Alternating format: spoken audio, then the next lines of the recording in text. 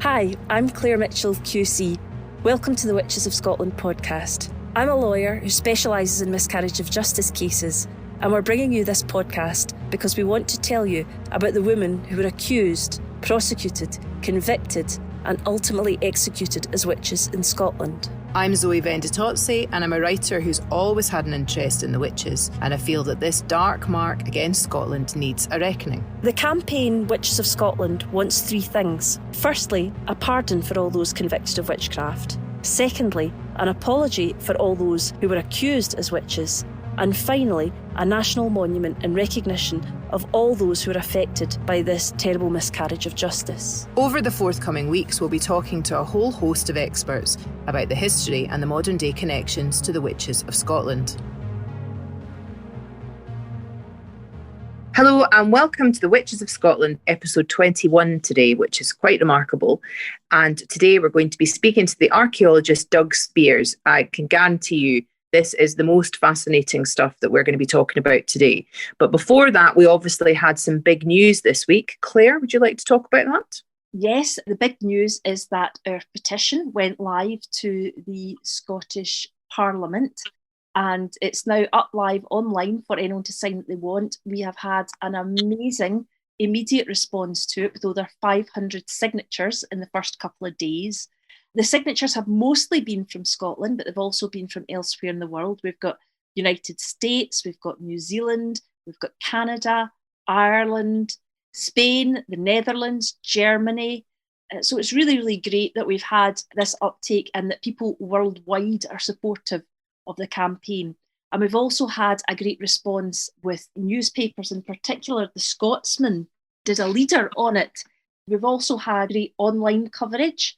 And we're really, really hoping that all this publicity galvanises people to actually sign the petition. Because if we have as much support as we've had so far with the campaign, if all those people that support the campaign sign the petition, then it sends a really, really powerful message. So I'm really, really excited about that. So get signing and tell your pals to sign too.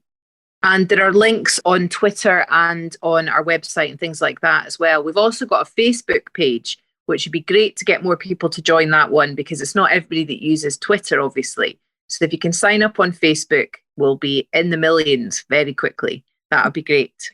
So today we're going to be looking at three witches as we do every episode. And we're going to be focusing particularly today on witches from Dalkeith.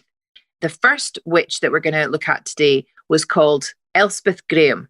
She was married and had two children. And she was delated, which is apparently an old word for accused, by Jonet Watson.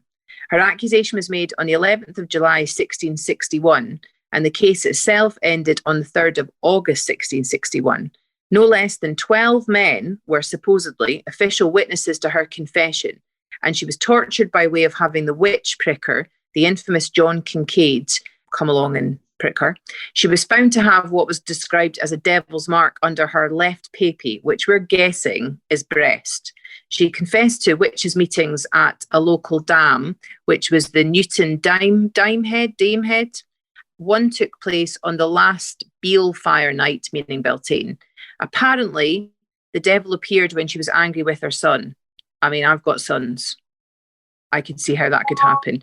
She spoke with the devil in the form of a black dog at the mill while her daughter was there. The devil kissed her and called her Buntine, which is buntin, meaning plump, short and dumpy. And we don't know the outcome for that one. The second person that we're looking at today was Bessie Moffat. She was also accused or delated by Janet Watson, same as above. She had no less than 13 confessors and also was subject to being pricked by the witch pricker John Kincaid. She had the devil's mark identified on her shoulder, her right arm, and her craigie, which apparently is an old word for throat. Yeah, when you said the old word for throat, I was thinking that's really funny, craigie, but we say that really sticks in your craw, meaning sticks in your throat, don't we? Yeah, I wonder if they're the same root then. I don't know. Yeah. So she confessed to having met the devil after discord with her husband. She knew it was the devil because he vanished more quickly than a normal man. I'm not really sure if that's coded or if that's actually what she means. She had a witch's name of Bessie the Spunger or Spounger.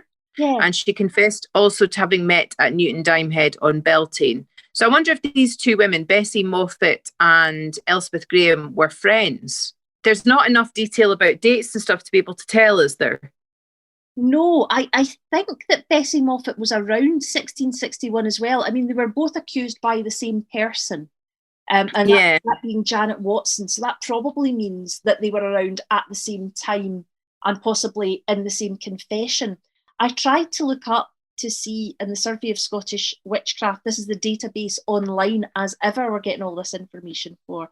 I tried to look up Janet Watson, and maybe what I should have done is looked up Jonet Watson because it's sometimes spelt differently. But I couldn't find whether or not she was a woman who was also accused and then under torture, Yeah. Maybe gave out the names of other She gave women. their name. Yeah, it seems likely. I saw on the Survey of Scottish Witchcraft database that in relation to Dalkeith, there were in fact 22 specific accusations. But I think it's likely that Elspeth Graham and Bessie Moffat, it was at the same time and that they knew one another. What's so frustrating about both of these is that they give you so much detail, but they don't tell you what the outcome of the case is. And I think it's so annoying, particularly also from a legal point of view, because you think Yeah. the whole point of these trials was to ascertain whether or not they were guilty or innocent as the law then saw it. So why don't you record that most important part? It's really, really aggravating. I wonder if I'm being too cynical in saying that the reason that the outcome isn't noted down is because, I don't know, would they maybe think, why bother? They clearly had made confessions to all these kind of venerable men. And if you made a confession like that, then clearly you were a witch and clearly you would be executed. So I wonder if maybe they don't have it written down because, they were executed. Yeah, I don't know. I don't know. It seems very odd that they weren't. Now, I know sometimes that what happened was, that commissions were granted centrally. So you had to go somewhere central, like to the Privy Council, to ask, can I have a warrant to prosecute a person? And Right. then those people would go away with their warrant and prosecute that person. And so what was important really is the authority to be allowed to prosecute them. And that's why we know stories of them. But what then didn't happen was they didn't go back to the Privy Council and then say, by the way, we prosecuted this woman and this is the outcome of it. So I suspect it's more likely to be that simply that the records that we have don't show it because the people didn't come back and tell them what the outcome was. And indeed, the Privy Council wasn't really interested. It was only interested in trying to control what had, inverted commas, got out of control with witchcraft trials. So I think it's more likely to be that the case than anything else. Because there was some detail taken, like, the nature of the allegations and what they said about the devil and stuff like that. You would think if it was just, they've confessed to witchcraft, they wouldn't bother writing any of it down. Yeah, you've got to wonder what the purpose was of them writing it down if they weren't going to write a complete detail of what actually happened. Or is it that it was written down and part of it's gotten lost? Or it doesn't seem to be, because there seem to be records. For example, we hear a later stage about Lilias Adie that she's talked about in the records and then one day she's simply not talked about anymore. Yeah, it's peculiar. Yeah, they know she didn't have a trial, but most aggravating, particularly for somebody who likes to know the outcome of a trial, that's for sure, and aggravating now because we'll never know the exact numbers that were involved. No. I'll take us on to the third woman who was convicted as a witch. And we know that the outcome of this was convicted as a witch. But interestingly, we only know that because we know the names of the clerk and the 3 investigators against her, who were, of course, men. And it is noted that one of the people who were the investigators was asked to, inverted commas, execute her sentence. So we know that she was convicted of witchcraft and that one of them was asked to execute her sentence, and presumably that was for her to be strangled and then to be burned. Janet Cock, her accusations began on the 11th of June 1661, and strangely, in fact, the allegations went on and the case wasn't concluded until some 6 months later, which is unusual in a particularly long length of time between accusation and trial. But the reason is that she went through not only one trial, but 2 trials. In the first trial, I understand that she was acquitted, and the second, as I've said, convicted.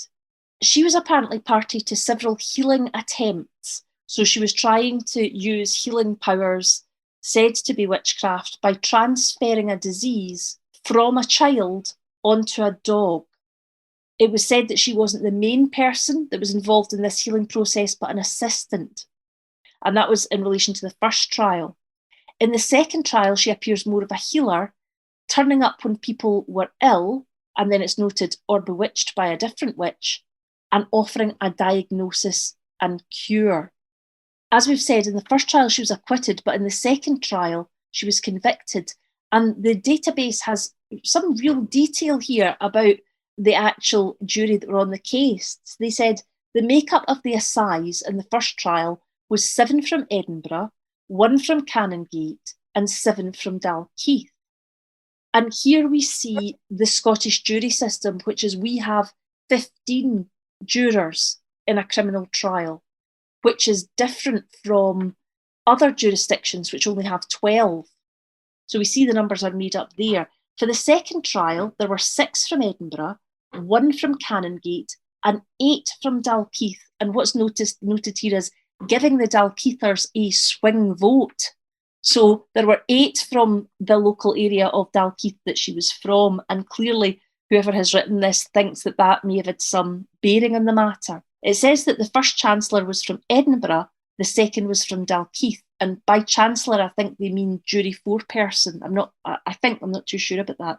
So again, the second time round, not only were most of the people, the majority of people on the jury from Dalkeith, but the foreman or Chancellor was from Dalkeith.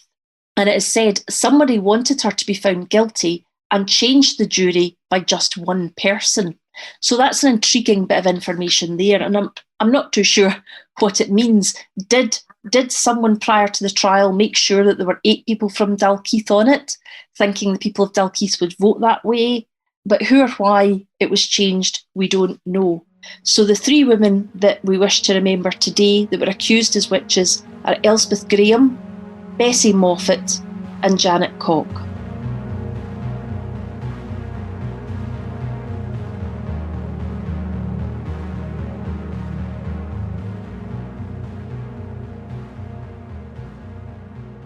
We were absolutely delighted to have the eminent archaeologist Douglas Speirs joining us. We're going to be talking about Lilias Adie and anything else that comes up during the conversation. So without any further ado, we'd like to welcome Douglas to our podcast. Doug, can you tell us a wee bit about what your role is and a wee bit about yourself, please? Certainly. I am the county archaeologist for Fife. I actually cover Dundee these days as well.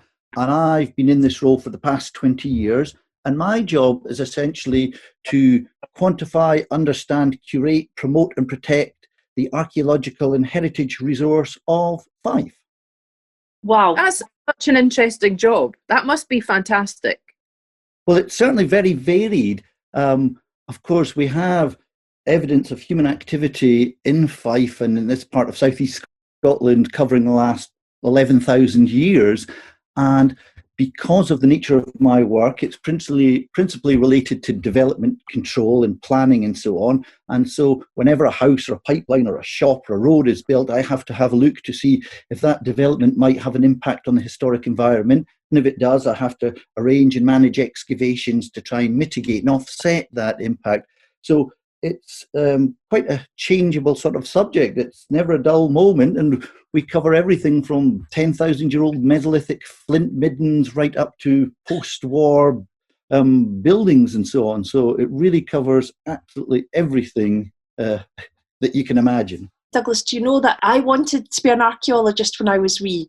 We did a topic in school about the ancient Egyptians, and I became obsessed. And I mean obsessed not in the way people say they're now obsessed about a song or obsessed about lipsticks. I mean genuinely obsessed with archaeology, archaeological digs, etc. So for a long time I thought I was going to be an archaeologist, but for some reason I just went into law, but I find your job absolutely fascinating, I have to say.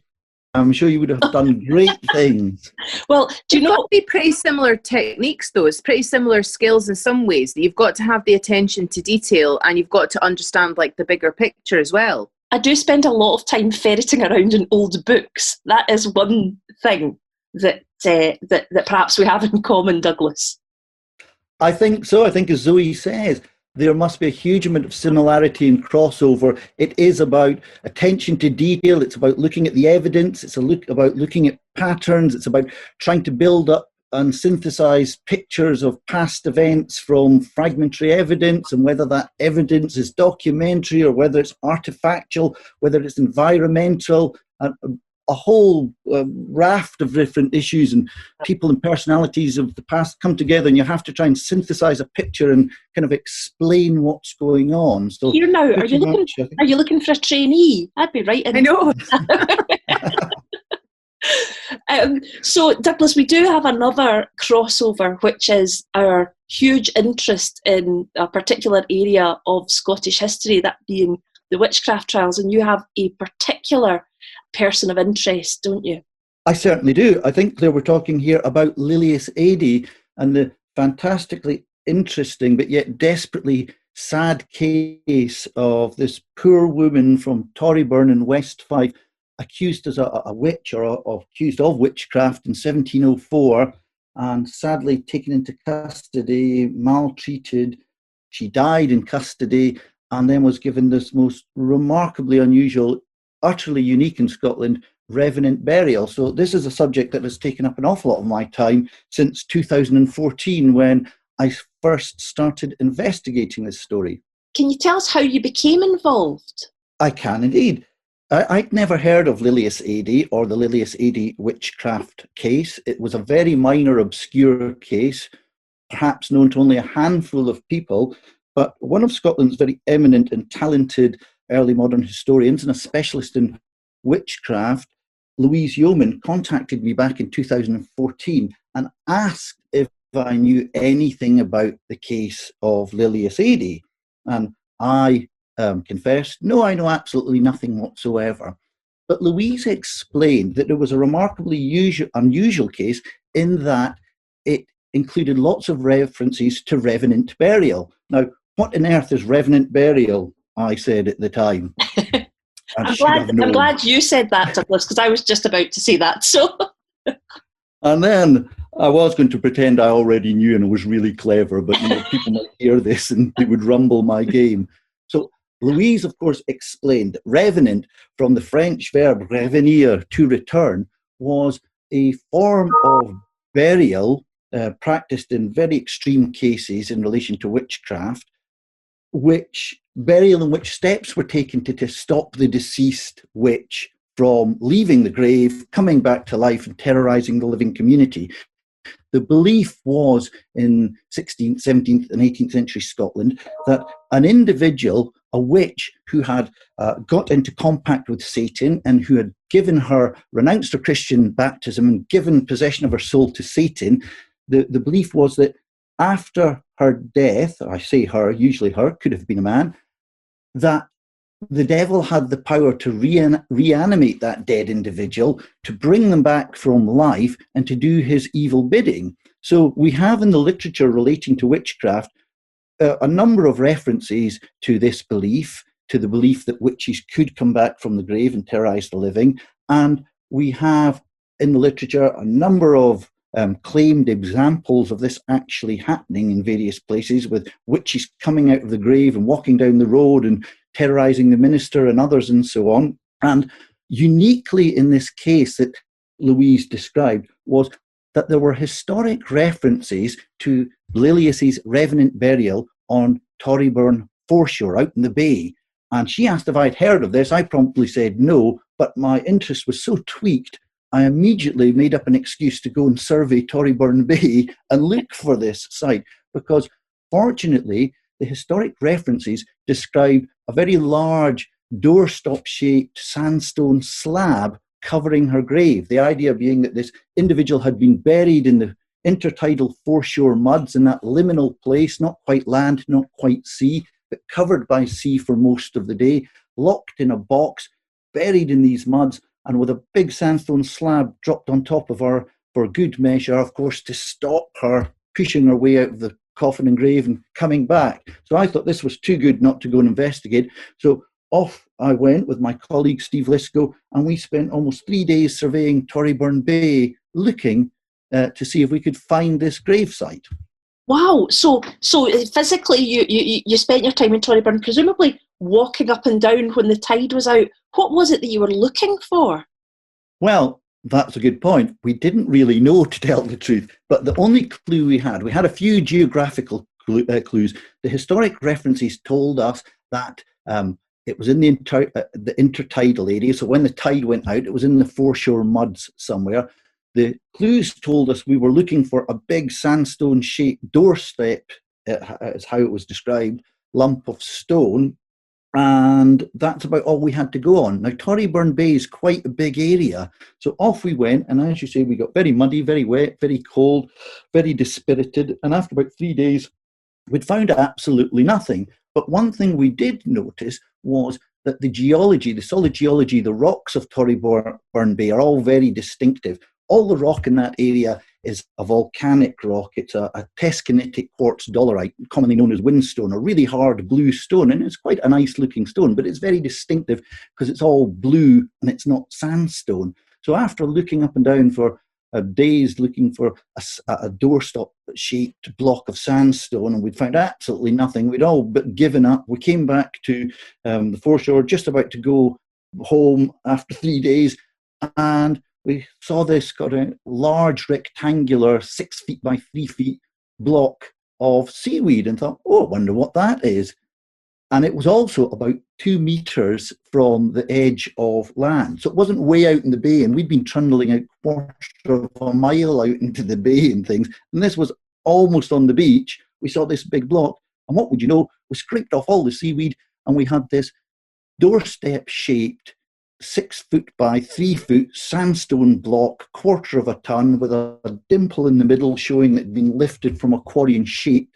And it was completely alien to all the natural rock in the bay, and it fitted the bill exactly, both geographically in terms of its location, its shape, its size, and its description. So we put all the clues together and concluded this pretty much has to be the site of Lilias's grave. It's pretty big, actually, the dimensions you've described there, the 6 feet by 3 feet, because Claire and I have seen it. In fact, that's where we met you, Doug, was when we went down there when Claire was helping to open up the Witches' Walk in Couris. And we went out to Torryburn, obviously, and had a look. And you can see it from the shoreline. And we've said this before, but I'd very much recommend anybody that's able to, post-lockdown, to get out there and have a look, because the walk itself is totally fascinating. It's a really amazing piece of the world. I'm sort of tenuously a Fifer, but I've never been there before. And it's definitely worth a visit. But when you go, you can see exactly what you're talking about. As you're saying, it's not far from the edge, and you can have a good look at it. But I'm surprised it's so big, because my idea of people from those days is that they would be, and this might be completely erroneous, that they're quite small. So 6 by 3 really shows like presumably they were getting that job done. They're making sure there was no way it was going to be getting shifted. That's exactly it, Zoe. That's the real deal here. This is a big, heavy stone. And of course, it had financial cost. A big piece of stone like that's expensive. It has to be quarried and it has to be moved. And moving a big piece of stone like that isn't easy at all. This is like a huge, big, heavy gravestone. And so it's probably quarter of a ton in weight in that. And they would have had to have used either a horse and cart and pulleys, or more likely a device called a yanker, which is it's a wheeled cart, which is specifically used for lifting and moving big heavy stones. But it wouldn't have been an easy job. It certainly would have been a bit of a bind doing all this, but it just reflects that this wasn't some titular action. This wasn't some kind of token religious observance. This was the real deal. They were genuinely worried in 1704 in West Fife, and held the belief that there was the distinct and very real possibility that this accused witch, this poor woman who died in custody and was buried on the foreshore, could rise from her grave after deah, and if they didn't put a stone there that was big enough to keep her in that grave, the living community might very well face a real problem, because of course you can imagine that a reanimated, essentially murdered woman who was in league with Satan and hell-bent on doing his bidding, she probably wouldn't have a good word to say about the local community, the minister and the kirk session. So that was their insurance policy. That stone had to do its job. Just really strange, because I think that obviously we're looking at things through the modern lens, and we really sort of, as in a kind of a post-feminist or current feminist society, tend to sort of think, well, these were women that were seen as being dangerous, or they had land, or they spoke out too much or whatever, and they were just shut down, they were just quieting down. I think it's really easy to actually forget or neglect to consider sort of more deeply the absolute terror that these people clearly really, really believed that there really were witches. It's really hard to get your head around that, I think, in the modern day.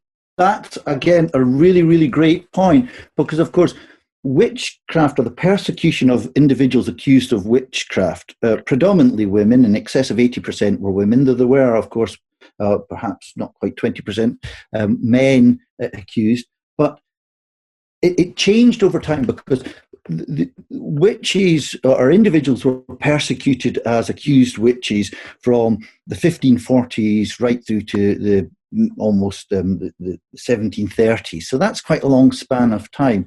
And when you're persecuting people from that length of time, of course, there are different motivations and drivers and reasons for each individual case. And some were purely malicious, and they were just, trumped up nonsensical charges. But we shouldn't ever forget that, by and large, there was a very real, genuine, solid, concrete, immovable belief in the reality of witchcraft, the reality and the physical reality of the devil, the fact that he was waging a relentless evil war against Christian society, that he was recruiting individuals, corrupting their souls, and then using them to doing his evil bidding in living communities. And just as we are appalled today by terrible, heinous crimes when we hear about people doing really, really evilly horrible things in gangs and secret rings and things like that, we're absolutely outraged by it. Good, decent, likable people in the historic period genuinely believed in witchcraft. And the chap who was behind this whole case, Reverend Alan Logan, the parish minister in Torryburn in the late 17th and early 18th century, the guy who was behind this whole case and so on, he was an incredibly clever, talented, semi-aristocratic, lairdy class, sort of informed, erudite individual. He was the author of many, many, many books on church discipline and works. He wasn't just some country bumpkin who was easily led. This man was an intellectual, and we can see from his actions that although we might condemn them hugely and criticize him today, the only redeeming thing we can say in his favor was it wasn't malice that drove him. It was a genuine religious belief that he was doing God's work and that he had found an evil agent of Satan in his parish. Well, now that we're at that point, I wonder if you can take us back to that parish at that time, and perhaps we can start to tell the story. We're delighted to say to the listeners of the Witches of Scotland podcast that Douglas, because Douglas is such an expert in this and it's so much information, he's agreed to come back over a number of days and tell us the story of Lilias Adie and tell us as much as he knows. And the first part we thought we'd break it down into is telling you about the parish at that time, the parties that were involved, namely Lilias, those people around her, and the Reverend as well. So I wonder if you could paint a picture for us, as it were, Doug, of Torryburn at that time, where Lilias was born, what her life would have been like, any information that you would have on her. Certainly, Claire.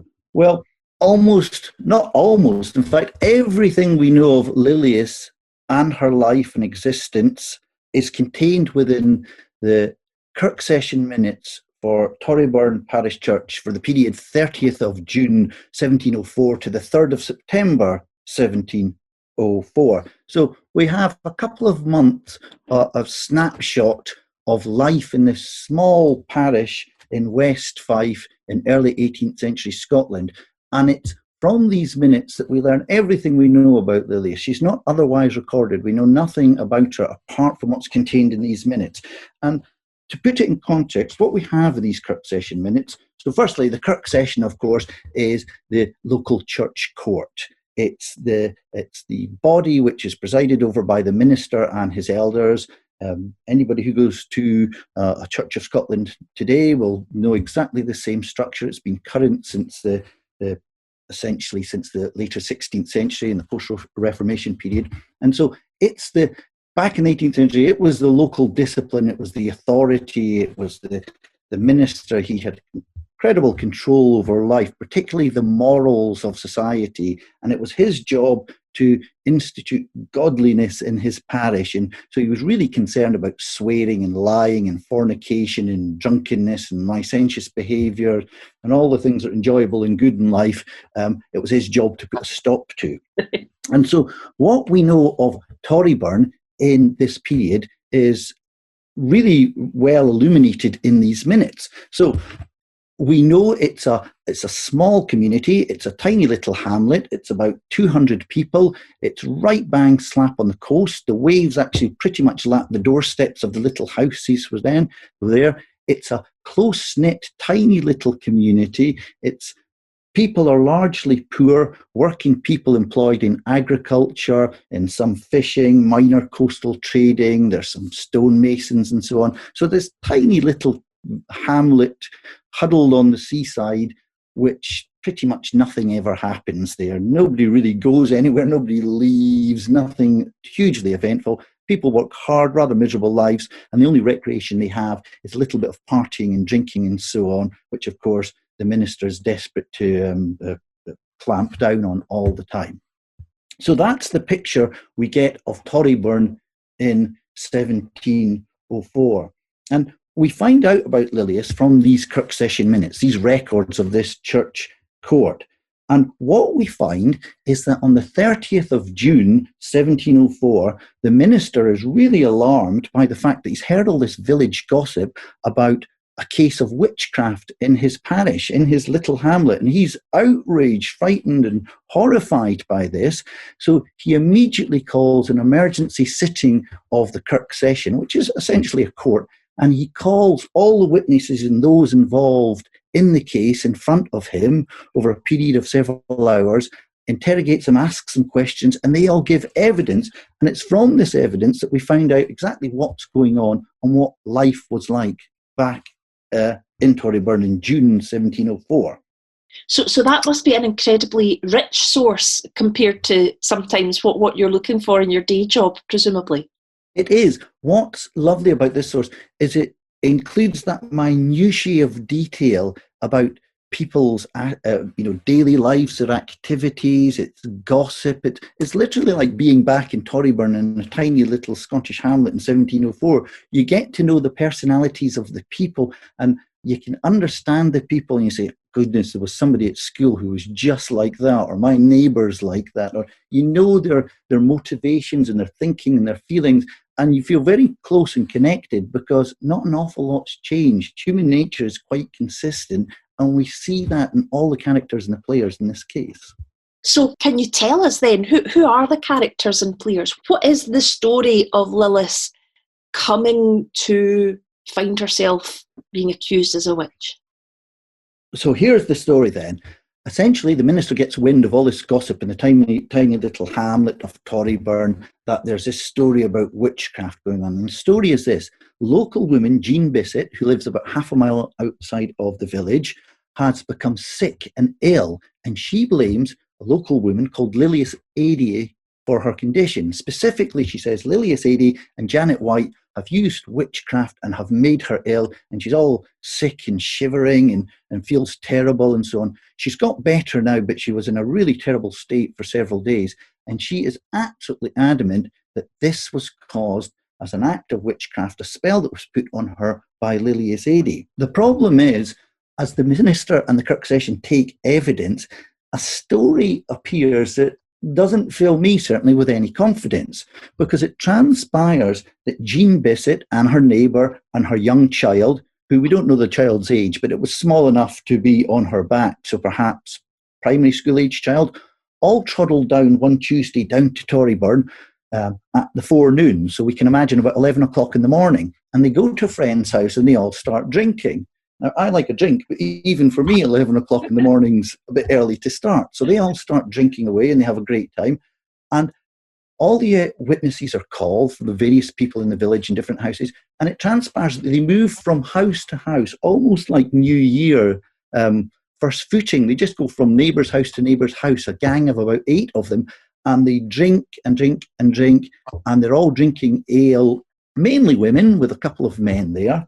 And they just continue to drink all day long and gossip and banter and disagree with things and this, that. And by 9 o'clock at night, they've been to about 3 or 4 different houses by this time. Jean Bissett, who must be, if she's got a child of primary school age, she's probably a woman in her 20s or 30s or something. She falls asleep, so she claims, and others say, but it's abundantly obvious. Basically, she passes out from too much drinking. And when she kind of awakes again about 9 o'clock at night in somebody's house, she's havering and bantering and just talking nonsense the way drunk people often do. But she starts ranting and accusing Lilias Adie of putting a spell on her, and that she feels ill and she's all out of sorts, and it's Lilias Adie, she's done for me, her and the devil, and this and that thing. And Janet White as well, she's put this spell on me, I feel awful. Now, all of her friends, including her husband who's there in this house drinking away and partying away, they all just dismiss her as just mad and havering, a kind of drunk, and you don't take any notice of her. But she won't shut up about this, and she keeps banging on about Lilias Adie and Janet White, and they've made her ill. Eventually, the night concludes with lots more revelry and drinking, and about midnight, they all toddle off back home, and Jean Bissett runs across the park on the way home and so on, and she jumps and skips, and she has her child on her back, and she's out of sorts and acting weird, but, you know, it sounds to me like she's had a little bit too much to drink. Now, the next day, from the evidence, we know that her friend went up to meet her and she visit her at her house at Craigmill, and she was terribly ill. She had a headache, she had no appetite, she was a bit feverish, she felt absolutely awful and you know, really out of sorts. Now, whether this was a hangover, as I strongly suspect it was, or whether this was a mild spell from witchcraft, I'll let you decide. But it seems to me whenever I go out drinking all day, the next day I feel like I've got a spell put on me, but it's probably not witchcraft. Neither Zoe or I would know anything about that, Douglas. Obviously, teetotallers. I'm now thinking it's witchcraft. It must be. What else could it be? Well, that's the thing. Now, and then the next day, so 2 days after this event, she's better. She's up sitting by the fire. She's got child on her knee, bowl of soup, and she feels much stronger. So it's a mild bout of witchcraft. It lasted about a day and a half. And, you know, she got over the headache and so on. And nobody took this seriously. One of the most telling features of this case is the evidence that was given to the minister by James Tanaghy, who was Jean Bissett's husband. So Jean was the woman who was, of course, ill and complaining of witchcraft. But bizarrely, when asked his opinion, her husband said that, essentially, and I quote, he said, "Gear to me and I'll ding the devil out of her." So what he was saying was that he thought his wife was basically just havering and making it up. In fact, he gives quite a lot of detailed evidence, and he says that his wife is far too given to keeping bad company, to drinking too much and so on, and that in his opinion, that she's just talking nonsense. It was drunken speech of somebody who'd been drinking all day, spreading idle, unfounded gossip. And as if that wasn't convincing enough, given that he didn't believe it and wasn't worried about witchcraft, given that all the evidence as described in terms of the medical case of poor Jean sounded like she had a hangover, then we get this incredible piece of evidence that it turns out that one of the women that Jean has accused of making her ill through a witchcraft spell, the other woman called Janet White. Well, it just so happens that Jean Bissett hadn't paid Janet White for a barrel of ale, and so Janet wasn't able to pay the malt man, and so she got into an awful pickle because she'd taken the product and the beer and the materials without paying. Jean hadn't paid her, and what do you know? Jean was now accusing the woman she owed money to of putting a spell on her. And you just think, come on, this is nonsense. And it's not just me that thinks this. The minister thinks this. He doesn't actually publish or record or make a note of his assessment or his verdict or so on, but nothing more happens. So on this case of the 30th of June, it just suddenly stops and we hear absolutely nothing more about it. And it's abundantly clear the minister heard the evidence, was appalled with a lot of them and their drunken carryings on in this little hamlet village and so on, dismissed the lot, no doubt very disappointed and angry because he was a staunch man of the church and so on.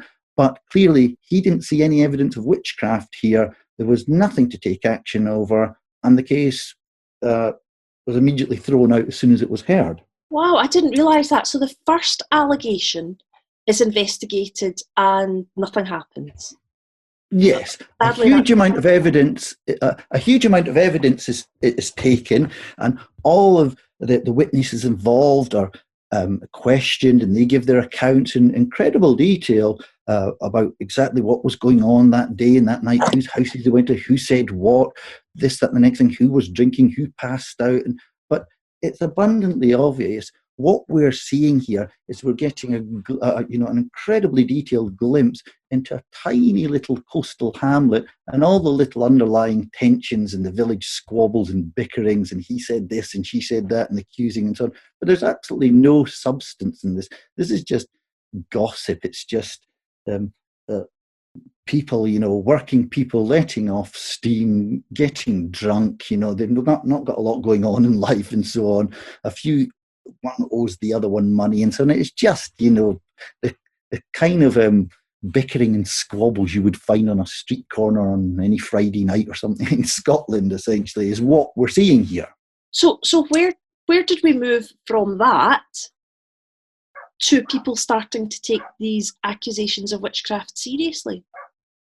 Well, as we follow these Kirk Session minutes, the next entry we suddenly see is about 2 weeks later, and on the 30th of July, suddenly another woman in the village, Jean Nielsen, gets ill, and she also accuses Lilias Adie of witchcraft, of essentially putting a spelling on her and making her ill. We don't get any further details about her illness or the conditions or the way in which it happened. We just suddenly know that 2 weeks after this trial was first heard, and of course it was hearing events on about the beginning, the first week of June. So at the end of June, a month later, another woman in the village in the summer of 1704 is ill. She blames Lilias Adie, and without giving us any further detail in the minutes, this is enough to have the minister, Reverend Alan Logan, instruct his Bailey Williamson, who's the church beadle. He's the kind of the minister's bouncer. He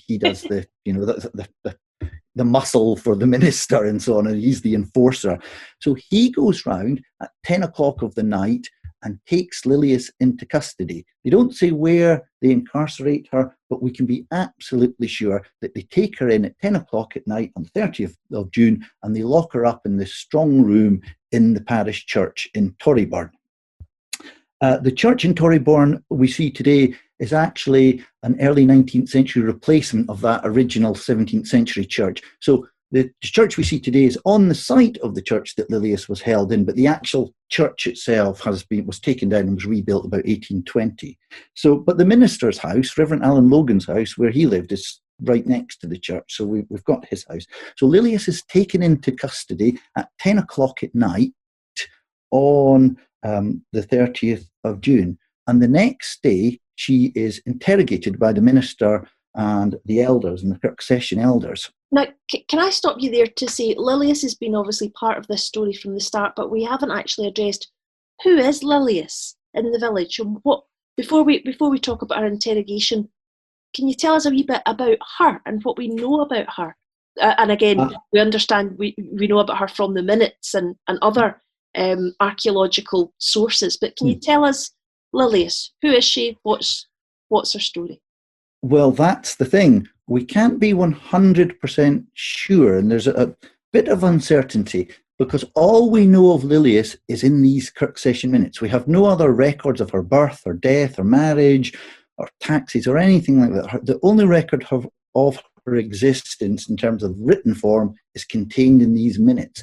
And from reading through the minutes from start to finish, we can build up a picture of who this woman is. There's no reference to a husband or any children at all. So that's something to note. She doesn't appear to have any friends. Nobody sticks up for her. Nobody defends her.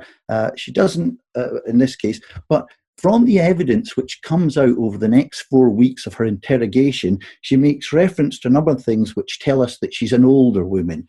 She talks about her failing health. She talks about one of the reasons why she wasn't as active as a witch as she would have liked to have been, but her weakness and infirmity in old age meant she couldn't always turn up to the cabals and the other devil-packed meetings and things because of infirmity and age.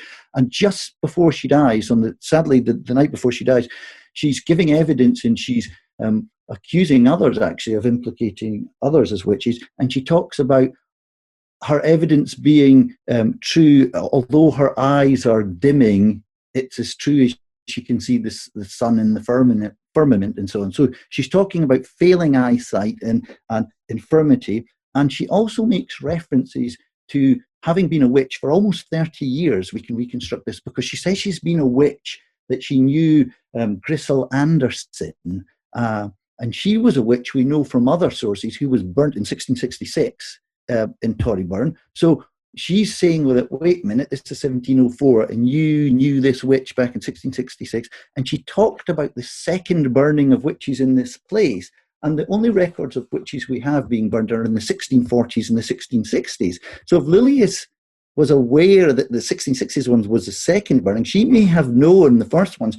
So all the evidence points to the fact that Lilias cannot have been younger than mid to later 50s, and it's entirely likely, indeed probable, that she was in her 70s. So we're talking about an older woman who, throughout these minutes, no reference is made to husband, no reference is made to any children, nobody comes to her defense or friends or anything like that. So we build up a picture of an older, completely alone, vulnerable woman, an easy target, a victim. And from the archaeological evidence, which we'll come to later on, how we know a little bit about her bones, she appeared to have very long leg bones. And the suggestion was, certainly back in the 1850s, that she might have been uncommonly tall, in excess of 6 feet tall, which is quite tall for a woman today and very tall for a woman back then. We also have photographs of her skull, because as we'll discover in a minute, that her grave was actually robbed in the 1850s and her skull was removed. And we no longer have that skull, but we have photographs from 1901 of that skull, and we can see a number of features. She has a rather small head for her size, so she has quite a small head, but she has very pronounced maxillary flaring. Her upper teeth stick out. To be nasty and blunt about it, she had very pronounced and quite badly stained buck teeth.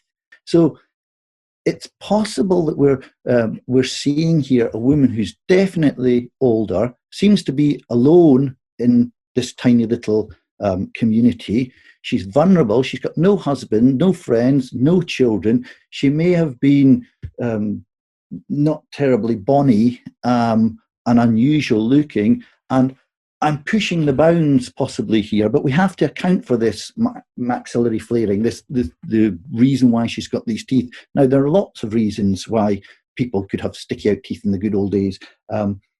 Some thumb sucking is a very common one. Our orthodontists today tend to cure it, but if they didn't, then half of my family would be going about with buck teeth because lots of them sucked their thumb and so on.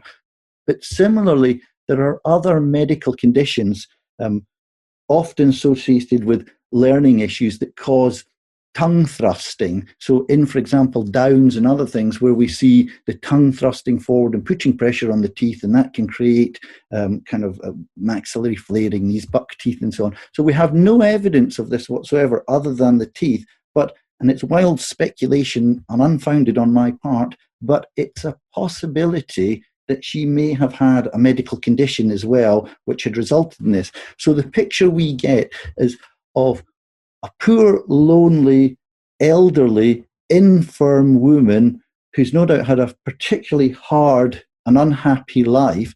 She appears to be an outcast and a victim. She's not invited to the party. She's not drinking with the others. She's just the butt of their horrible behaviour. And essentially, she's a victim and she's an easy target.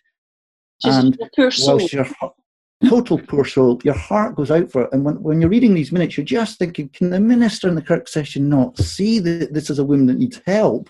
But yet, blinded by their beliefs, they don't see that. They see something else. They see an evil agent of Satan and somebody that they need to take action against.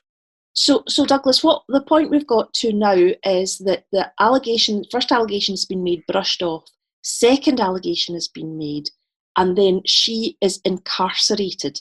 Now, I think for today's purposes, and as much as we'd like to stay on listening to hear a lot more of you, I think for today's purposes, we will leave that today. And so the next time that we speak about this, we can go on to talk about the actual interrogation in some detail and the case itself. Would you be up for coming back to us and speaking to us about that?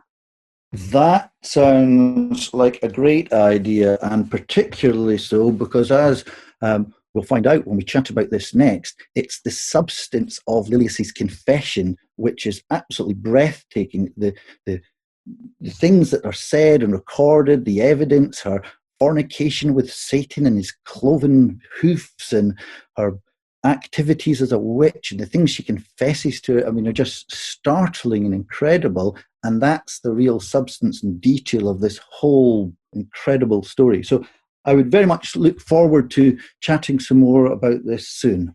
Brilliant. This is so fascinating. I'm really, really enjoying to getting to know sort of the detail of what happened with this case. It's just absolutely fascinating. It's absolutely, this whole thing has really reignited my interest in history. But this particularly, though, Doug, I'm a school teacher, as some people will know listening to the podcast. I'm an English teacher.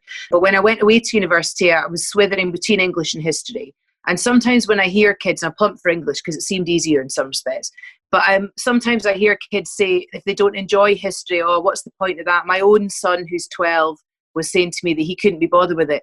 And I cannot get my head around why you wouldn't be fascinated by history. I just think it's so amazing. Think of these people in the past, and we've got these bits of detail, and you're a detective. I absolutely love it, and I'm loving listening to you, Doug. Thank you, Zoe. And it's true, and it's great about this subject because it's the tiny micro details of everyday unimportant life that we see going on here in Torryburn, which weave together to make this tapestry and picture, which is our shared cultural inheritance in the history of Scotland. So it's a great story, and this is just this one tiny piece in that massive jigsaw. And it just really brings us back to the whole, our mission that we've got with the Witches of Scotland campaign, about the idea that these were just people. They were just people, no different to us as people today. They went out and they had drinks and they had fallouts and they owed money and they earned money, and there was people in power and people that weren't in power. And I just think it's so important for us just to always keep coming back to the idea that these were just people, just ordinary people.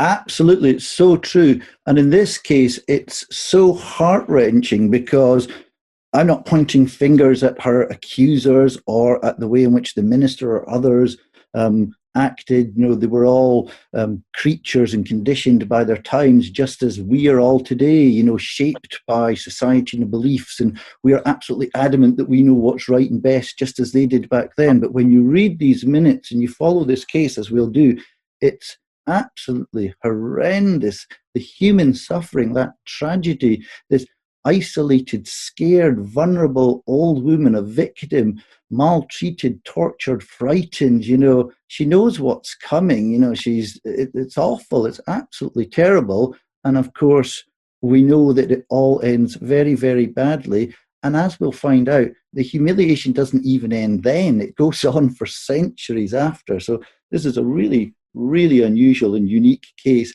And it just it's a great exemplar to focus on almost every issue which is raised by witchcraft and the treatment of women historically, and even still the way in which we see witchcraft, and kind of all too often see it as a Halloween figure of fun thing. And just as society's come around to the proper way of thinking about misogyny and sexism and racism and homophobia and other things, we're still quite lagging far behind when it comes to witchcraft and so on. These weren't witches, these were victims. And that's the sad reality of this story. Absolutely. Couldn't have put it better myself. And Lilias is a really good example of someone who was accused as a witch but not convicted. And that's why, not only in asking for a pardon, we also ask for an apology to be given, because she wouldn't be caught by a pardon, because a pardon only pardons those who have been convicted, not those who have been accused. So our case study is interesting from that legal perspective as well. So every part of the case is covered by the story of poor Lilias. Well, Douglas, we look forward to speaking to you next week.